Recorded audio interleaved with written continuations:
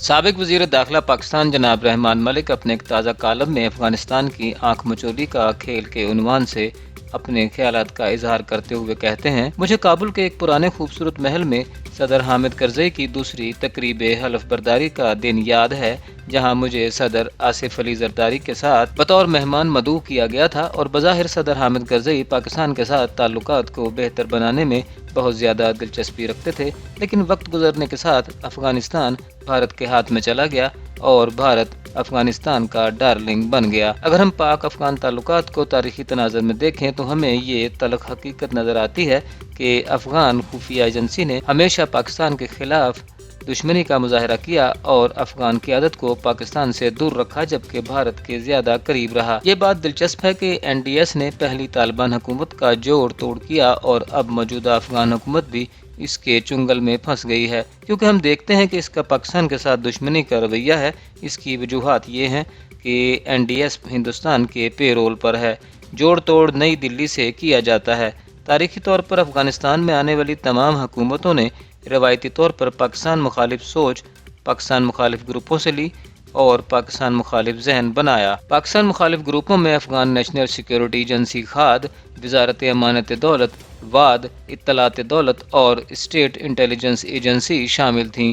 یہ 1980 سے 1996 تک اہم ملٹری سیکیورٹی ایجنسیاں تھیں۔ 1980 کی دہائی کے وسط میں دونوں ایجنسیاں مبینہ طور پر انسانی حقوق کی خلاف ورزیوں کے الزام میں ملوث رہی ہیں۔ ان الزامات میں تشدد کا استعمال، پہلے سے طے شدہ شو ٹرائلز کا استعمال، بڑے پیمانے پر من مانی گرفتاریاں، نظر بندی، کھاد اور بغیر مقدمہ چلائے قیدیوں کو پھانسی دینا شامل تھے۔ محمد نجیب اللہ واد کے ڈائریکٹر رہے، جبکہ عثمان سلطانی اور محمد فہیم ماضی میں واد کے ڈائریکٹر رہے۔ کھاد نے اپنے تبدیل شدہ نام افغان سوویت یونین کے تنازع کے بعد کے ساتھ تشدد اور دباؤ کا سلسلہ جاری رکھا۔ ہر افغان این ڈی ایس اور اب واد حکومت کا ذہن مسلسل پاکستان مخالف رہا اور اس نے کبھی بھی ڈیورنڈ لائن کو بین الاقوامی سرحد کے طور پر قبول نہیں کیا، اور اب ہم دیکھ رہے ہیں کہ نئی افغان حکومت نے پاکستان کے خلاف وہی پرانے دعوے شروع کر دیے ہیں۔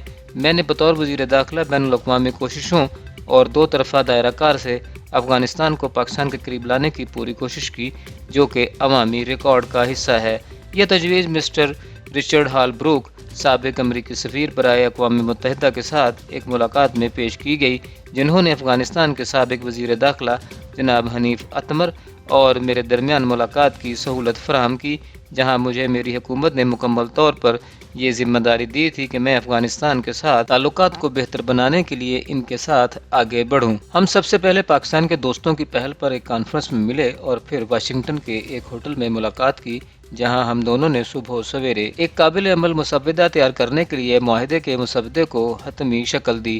ہم دونوں نے معاہدے کا مسودہ اپنی اپنی کابینہ میں لے جانے کا فیصلہ کیا، کیونکہ کابینہ کی منظوری کو ترتیب دینا بھی لازمی ہے۔ اسی کے مطابق واپسی پر مجھے منظوری مل گئی اور اتمر کو بالترتیب اپنی کابینہ سے منظوری مل گئی اور بالآخر اسلام آباد میں دوبارہ ملاقات ہوئی۔ یہ تقریب دنیا بھر میں ٹیلی ویژن پر دکھائی گئی اور میری درخواست پر ایف بی آئی کے اس وقت کے ڈائریکٹر مسٹر جان مولر نے اسے سرکاری طور پر دیکھا۔ دہشت گردوں کے بارے میں معلومات کے تبادلے اور دہشت گردوں کے تبادلے اور وزارتی سطح پر ہاٹ لائن قائم کرنے کے حوالے سے دستخط کیے گئے۔ یہ واقعی تعلقات کی بہتری کے لیے ایک بہت بڑا قدم تھا، لیکن اس کے ساتھ وزیر داخلہ کی تبدیلی نے اسے ختم کر دیا، کیونکہ نئے وزیر جنرل بسم اللہ بین الاقوامی سرحد کے سخت مخالف تھے۔ افغان حکومت نے چمن بارڈر پر امیگریشن اور کسٹم چیک پوسٹ قائم کرنے کی اجازت دینے کے معاہدے کا احترام نہیں کیا۔ میرے چمن کے دورے سے ایک دن پہلے افغان لڑاکا طیارے نے ایک بار پھر ہماری چیک پوسٹ کو تباہ کر دیا۔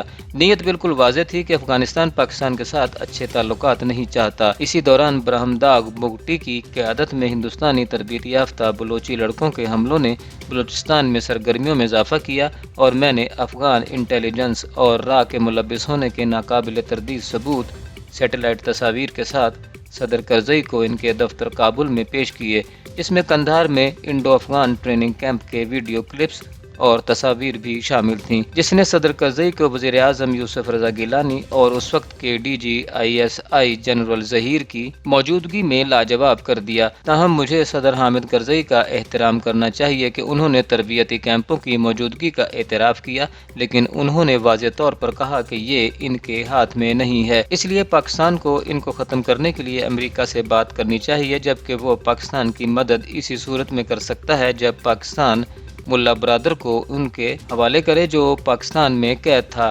ایسا نہیں ہوا اور کیمپ چلتے رہے، اور یہ اس حقیقت کے باوجود ختم نہیں ہوئے کہ ہم نے کچھ دوست ممالک کی مدد سے برہمداغ بگٹی کی سوئٹزرلینڈ منتقلی کا انتظام کیا۔ صدر حامد کرزئی نے بھارت کے قریب جا کر ان کے ساتھ بہت سے معاہدوں پر دستخط کیے، جن میں ان کی فوج کی تربیت بھی شامل ہے، جس میں تربیت کے لیے پاکستان کی پیشکش کو نظر انداز کیا گیا۔ اس نے اپنی فوج کو ہندوستانی فوج سے تربیت دلوانا شروع کر دیا کیونکہ اس نے ہمارے ٹرینرز پر بھروسہ نہیں کیا۔ اسی طرح صدر ڈاکٹر اشرف غنی نے صدر کرزئی کے سابق NSA ہونے کے ناطے بھی پاکستان کو افغانستان سے دور کرنے پر عمل کیا۔ پاکستان کے خلاف را SOP رکھنے کے علاوہ صدر حامد کرزئی کے EC اور NDS کے ناپاک اتحاد کے بارے میں استنبول میں ان کے ساتھ میری سنجیدہ بحث ہوئی۔ در حقیقت میں یہ کہوں کہ ان کی قومی انٹیلیجنس ایجنسی ایک ہی ہے جو مسلسل 3 حکومتوں سے آتی ہے اور اپنی پالیسی کے معاملے میں پاکستان کے خلاف ہیں۔ افغان طالبان اب بھی وہی پاکستان مخالف بیوروکریسی اور انٹیلیجنس آپریٹرز کو استعمال کر رہے ہیں، اس لیے ہمیں اس بات پر غور نہیں کرنا چاہیے کہ ہم افغانستان کا مائنڈ سیٹ بدل سکتے ہیں جسے بھارت نے برین واش کیا ہے۔ ہم سب جانتے ہیں کہ یہ پاکستان ہی تھا جس نے دوحہ معاہدے کو پایہ تکمیل تک پہنچانے کی کوششیں کیں، اور یہ وہ وقت تھا جب ہندوستانی سیکیورٹی ایجنسی دوحہ میں افغان طالبان کی اعلیٰ قیادت سے علیحدہ ایک ہوٹل میں ملاقات کر رہی تھی تاکہ پاکستان کے خلاف حکمت عملی طے کی جا سکے۔ یہ سمجھا جاتا ہے کہ افغان طالبان نے کابل پر قبضہ کرنے سے پہلے اپنے ورکنگ تعلقات کو مضبوط کر لیا تھا۔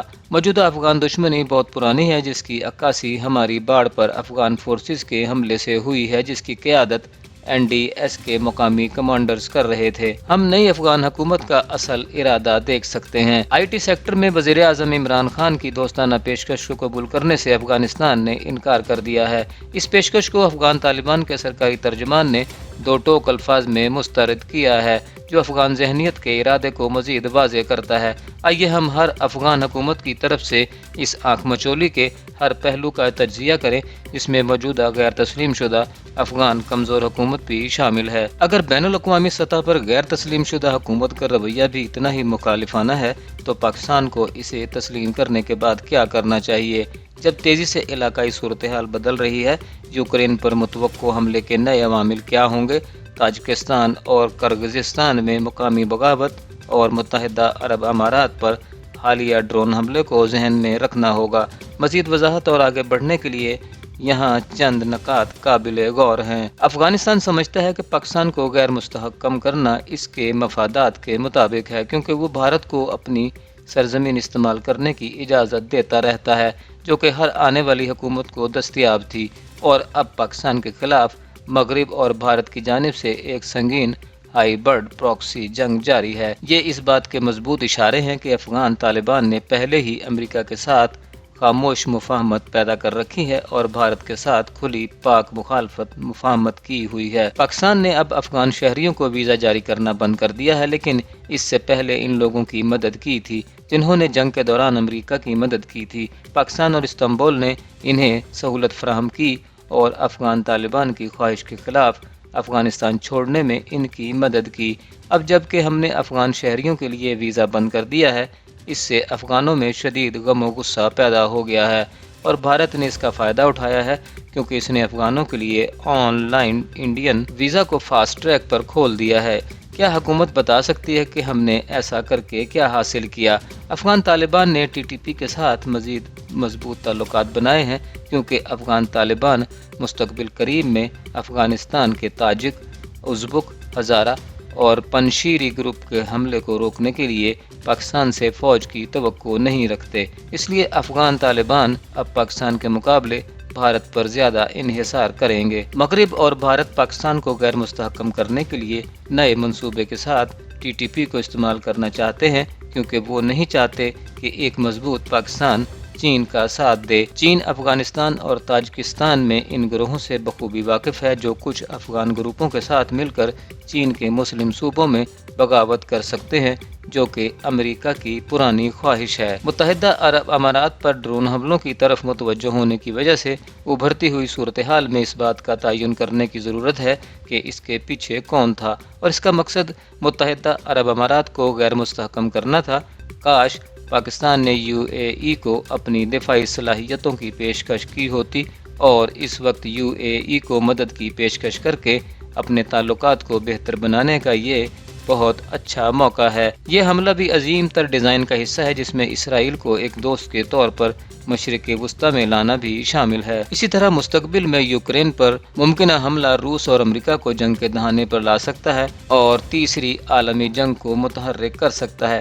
طالبان کا ایک گروپ تاجکستان میں پہلے ہی بغاوت کر چکا ہے۔ مجھے تاجکستان کے صدر امام علی رحمان کے وہ الفاظ یاد ہیں جو اپنے وزیر داخلہ اور وزیر خارجہ کی موجودگی میں اپنے دورے کے دوران کہے تھے کہ طالبان تاجکستان میں شورش کی حمایت جاری رکھیں گے، اور ان کے الفاظ اب سچ ہو رہے ہیں۔ اسی طرح شواہد ریکارڈ پر موجود ہیں کہ افغان طالبان کا دھڑا پرانے ازبک طالبان کی ازبکستان کو غیر مستحکم کرنے کے اپنے مقاصد حاصل کرنے میں مدد کر رہا ہے، جبکہ مغرب تاجک اور ازبک حکومتوں کے درمیان تصادم کا فائدہ اٹھا رہا ہے۔ تاجکستان حقیقی مشکل میں ہے کیونکہ روس وقت کے ساتھ ساتھ تاجکستان پر بھی قبضہ کرنے کے لیے کوشاں ہے، کیونکہ یوکرین اور تاجکستان دونوں پر حملہ طویل مدتی اسٹریٹجک دفاع میں ہے۔ روسی صدر پیوٹن نے کہا ہے کہ یوکرین پر جلد سے جلد حملہ کرنا ہوگا۔ پاکستان مخالف ممالک بشمول بھارت اور افغانستان ہمارے ملک میں ہمارے سیاسی پولرائزیشن کے بارے میں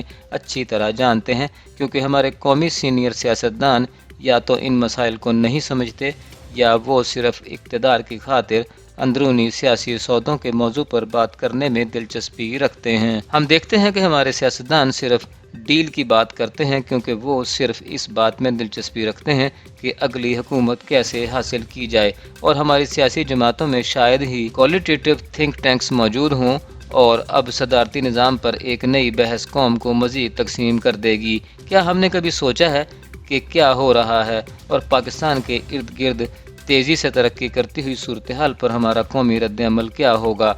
حکومت عوام کے علم کے لیے اپنا متوقع سرکاری رد عمل پارلیمنٹ میں لا سکتی ہے۔ کوئی جاننا چاہتا ہے کہ وہ کس اختیار کے تحت پارلیمنٹ کے سپریم باڈی ہونے کے وقار اور حق کو مجروح کر سکتا ہے۔ اگر پارلیمنٹ کو کابینہ کے ارکان نیچا دیکھ رہے ہیں تو اسے بند اور تالا لگا دیا جائے۔ عجیب بات ہے کہ پارلیمنٹ یا سینٹ یا قومی اسمبلی کی کسی متعلقہ کمیٹی نے ان کے اس بیان کی وضاحت کے لیے کوئی نوٹس جاری نہیں کیا، جو جمہوریت کی روح کے خلاف ہے۔ برائے مہربانی میرے تمام نکات کو فراموش نہ کریں، کیونکہ انہیں قومی ایکشن پلان کا حصہ ہونا چاہیے، اور قومی مسائل کے حوالے سے ہمارا بے تکلف رویہ ہمیں بین الاقوامی طور پر تنہا نہ کر دے۔ میں افغان طالبان سے اپیل کرتا ہوں کہ وہ اس خطے میں امن قائم کرنے کے لیے کام کریں اور پرائم منسٹر مودی اور ان کے مسلم مخالف ارادے کو پوری طرح جانتے ہوئے ہندوستان کے ہاتھوں میں نہ کھیلیں۔ میں اپنی توجہ مسٹر سراج الدین حقانی وزیر داخلہ کی طرف مبذول کرانا چاہتا ہوں کہ وہ اس پر غور کریں، کیونکہ ہم آپ کے دشمن نہیں ہیں۔